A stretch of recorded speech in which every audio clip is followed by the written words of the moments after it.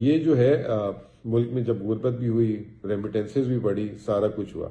اب یہ غربت کا انہوں نے پیمانہ یہ نکالا ہے کہ جی غربت کیسے نکالنی ہے، کاسٹ آف بیسک نیڈس، یعنی کہ جو بیسک نیڈس کی، جو عام استعمال کی، جو ضروریات زندگی کی چیزیں، ان کی کاسٹ میں اگر اضافہ ہوا ہے تو کتنا ہوا ہے اور مہنگائی کتنی ہوئی ہے، اس سے جو ہے یہ پیمانہ نکالا ہے۔ اور مزے کی بات یہ ہے کہ یہ پاکستان میں غربت جو ہے الحمدللہ 2005-06 کے بعد سے نیچے آنا شروع ہو گئی تھی، اور نیچے آتے آتے 2018-19 تک نیچے آئی، کیونکہ یہ ڈیٹا 2018-19 کے بعد اب پہلی دفعہ شائع ہوا ہے۔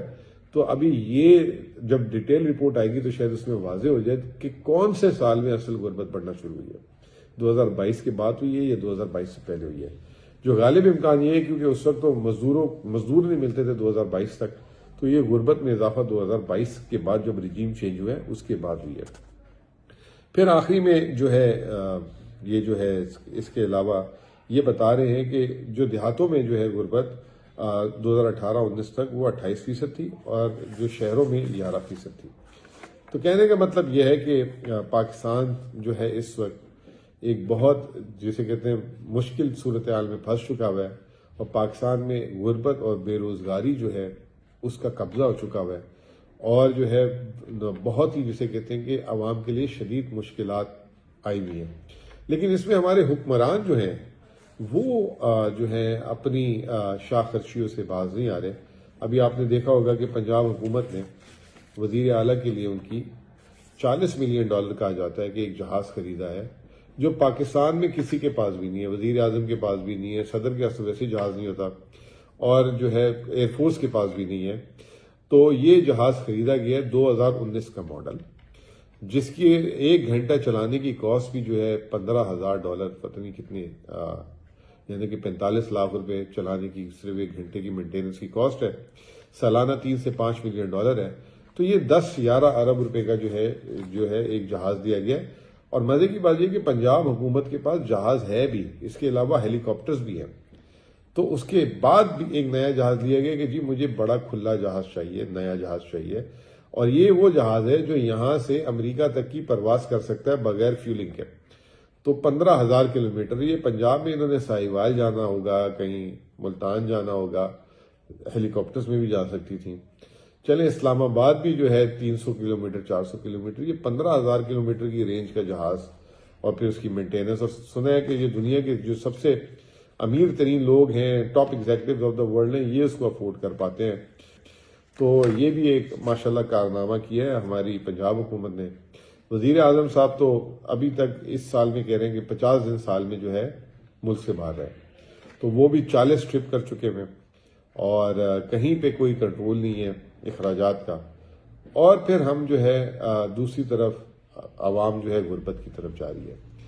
ایک اور خبر آئی ہے، وہ یہ آئی ہے کہ 125 کمپنیوں نے پاکستان سے جو ہے مطلب چھوڑ کے چلی گئی ہیں۔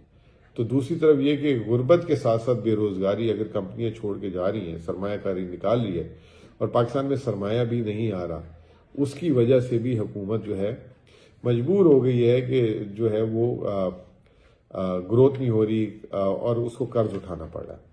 ایک طرف قرض اٹھا کے جو ہمیں سود کی ادائیگی کرنی پڑ رہی ہے، اور دوسری طرف یہ سارے اخراجات پورے کرنے کے لیے حکومت نے پاکستان کی 78 سالہ تاریخ میں سب سے زیادہ ٹیکس لگا دیا ہوا ہے۔ اور اس وقت پاکستان میں جو ٹیکسوں کی شرح ہے وہ دنیا کے اندر سب سے زیادہ مہنگی ترین شرح ہے۔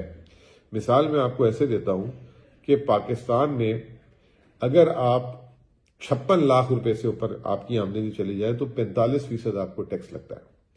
سنگاپور جو دنیا کا بہترین ملک ہے اور دنیا کا امیر ترین ملکوں میں اس کی عوام آتی ہے، اس کا ہائیسٹ ٹیکس 20% ہے، ہائیسٹ ٹیکس 20% ہے۔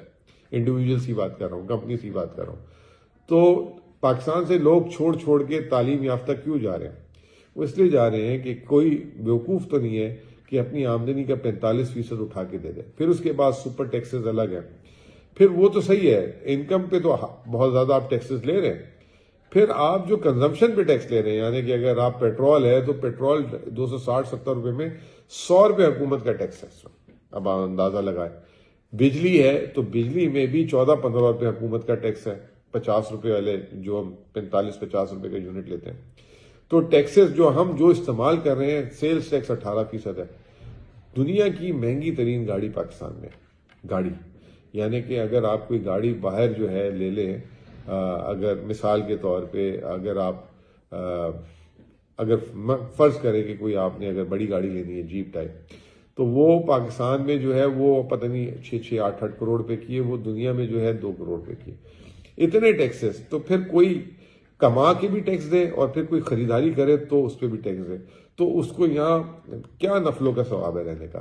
تو یہ تمام حالات ہیں پاکستان کے. تو میں نے کہا آج جمعے کا دن ہے، رمضان کا مہینہ ہے، آپ سب کو جو ہے آپ کا بہترین رمضان گزرے، اللہ تعالیٰ آپ کی عبادتیں قبول کرے، اور اس عبادت میں پاکستان کے لوگوں کو اور پاکستان کو بھی یاد رکھیے گا، اور خاص طور پہ یہ بھی یاد رکھیے گا کہ اللہ ان کو ہدایت دے، ہمارے جو حکمران ہیں، تاکہ وہ جو ملک کے اور لوگوں کی فکر کریں، اور ملک کو جو ہے ملک کے مفاد میں جو ہے جس میں ریشنلائزیشن ہوتی ہے، اپنے اخراجات کو کم کریں تاکہ عام عوام تک اس کو پاس آن کر سکیں.